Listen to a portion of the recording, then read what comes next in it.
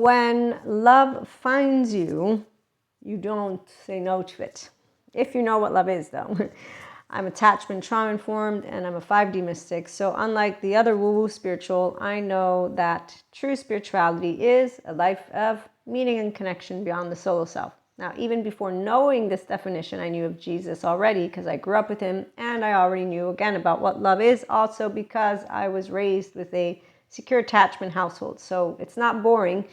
We actually don't need spiritual bypassers or 4D mystics or 4D anythings to keep doing what they're doing, which we're going to get into in a minute. So welcome to 5D relationship land. That is the land of I'm reliant on my own sense of self-worth, and that means I'm going to treat you with what is called love. I'm going to accept you as you are, respect you as you are, and furthermore, I will completely allow you to be whatever you are. So as long as your maladaptive child behavior pattern and or adaptive child behavior pattern maintains physical safety, I will not be lecturing you. Yes, this is what it's called to be a functional adult. I've met plenty of those who have different types of what are unresolved traumatic experiences. I don't know of them because they don't admit that their first 3 years of life have anything to do with their adaptive child behavior. So when I see people who are healing, I know of a lovely narcissist lady who shares how she's healing and how she gets these unfortunate threats from people who make, they're uneducated. So her and her sociopath boyfriend, they're sharing how it is to be healing, and they're trying to support to destigmatize, which I also, and anyone at IHP will be like, yeah, we are not lacking imagination. We're actually quite educated. And those who speak sentences of lack of imagination with psychopathy next to it, we're like, wow, imagination, psychopathy. Psychopathy, I have answers. Imagination, I also have answers because I know what it is. I have, as a mystic, a buttload of, it's not imagination, but that's why some call me woo-woo. Because, some sciences people, they're not as respectful as true sciences people. Any true person in the book of a functional adult is going to be a smart person. 5D land is for smart people. So that means mentally and emotionally, yes. Okay, so we got functional adults. When we meet Cuscos, they're smart too, but they're smart in a regurgitation of information. They're also smart in a way of a teenager, which means they have a pattern, which means I'm going to learn the pattern. If I become interactive with them, I most likely will interact a certain amount of times, and then I will probably not be interacting too much. Because, again, love, it's free. While that attachment pattern of that type is not free. Okay, so a person who is fear-mongered and they don't know what love is, they think love is hard work. They need a way to be able to be told to be themselves, and free love isn't that. It's you do you, I do me, and also I know how to regulate my nervous system. Okay, so this is why when love shows up, it's always going to stick around, because those of us who do know, it will come in form by you and I saying, hey, you're the one. I know you're the one. And no, I won't tell you why, but I'll know. And then I'm a choice point, and you can say, yeah, no, you're not the one. Are you sure I'm not the one? Because it seems like we have a good time together. And not in that way, in a lot of different ways, intellectually, emotionally. And then, yes, of course, that physical part is part of the equation completely. No shit, Sherlock, right? So apparently some people don't know how to women, men, and days. In fact, actually, it's interesting how there's questions like this one. Should women settle for less? Wow. So, I am 44. Let me think about this. Did I settle for less at any point in my life with my romantic, loving relationships? No. That sounds like I'm saying somebody is less than me, which makes me sound like I would know that no. And plus a partner, you talk to them, or partners for that matter.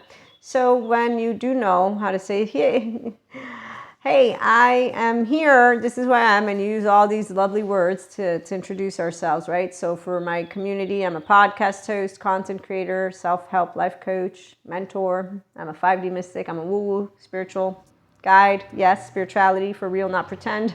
Okay, I'm just saying, this is how you say I'm solo polyamory, because there's no hierarchy, no 1, 2, 3s, no. And so luckily for me, I found a way to just reduce it to, I don't do 1, 2, 3s, and I don't give you titles.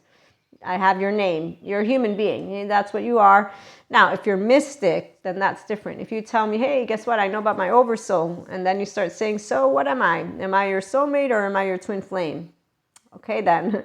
And I've had someone ask me this, by the way, which is really beautiful. So when you meet sciences and spirituality, the true smart people, it's really nice. Empowered men, women, come on over.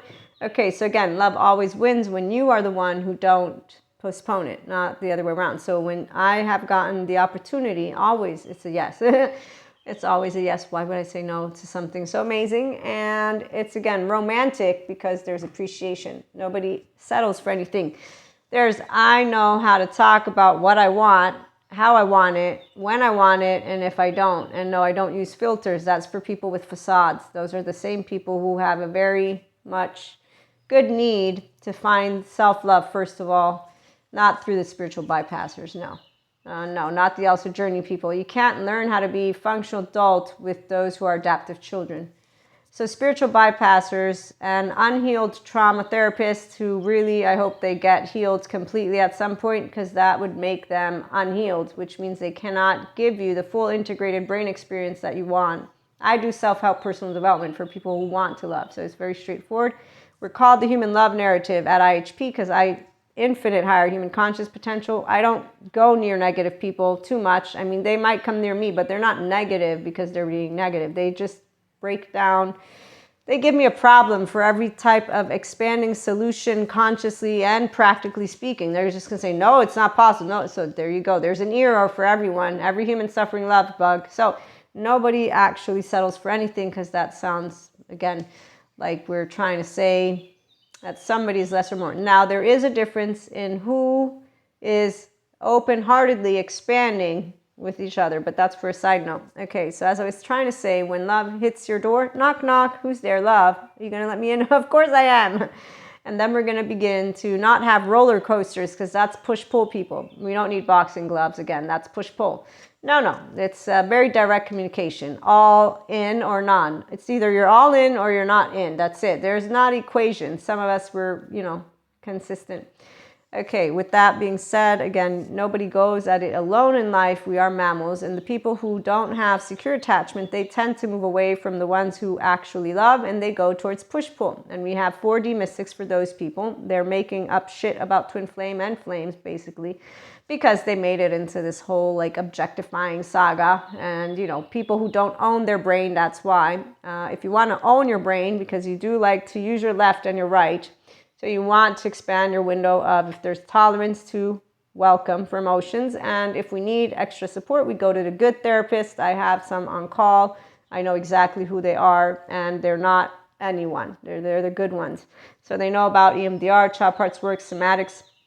They know about consciousness barriers, memory barriers, about DID, disorganized attachment, things of importance, how to support people to heal. So that's why narcissism, sociopathy, psychopathy, they're all healable. And these are not any demons or monsters. These are human beings, and we are educated human beings. That's the ones of us who love. We don't lack imagination. Actually, as for me, I got a buttload of beautiful stories with my mystics. So the question when I got asked about, I said, we're colleagues. We're going to meet like we're doing right now. We're sharing information. You have access because you're a piece of consciousness like I am. But no, you're not a soulmate technically, and you're not a twin flame. That's for sure, because I know my twin flames, and that one, you won't mistake it. And soulmates, there's colleagues that are soulmates. So I said, it's not romantic. We meet, we're exchanging information right now, and then we might meet again, we might not. But in the meantime, knock, knock, who's there? Love, are you going to let me in? Of course I am. Why? Because romance. What is life without romance? Now, true love sticks around. No push-pull, no boxing gloves. We're going to talk about that one in an extended version of this episode. In the meantime, I wanted to share this for our lovely TikTok viewers who I know, if you're not on YouTube, go follow, because I don't know if I will always be able to use TikTok. And on that note, self-help, personal development, and the spiritual awakening journey is fun. You add more people, because you're a 0-1-year-old with secure attachment. So open-heartedness is fun. Jesus taught it to me, so did God, and we talk a little bit about that too, and that's why life, we don't postpone anything. We have 24 hours. We expand consciousness. We do so with safe haven, secure-based relationships.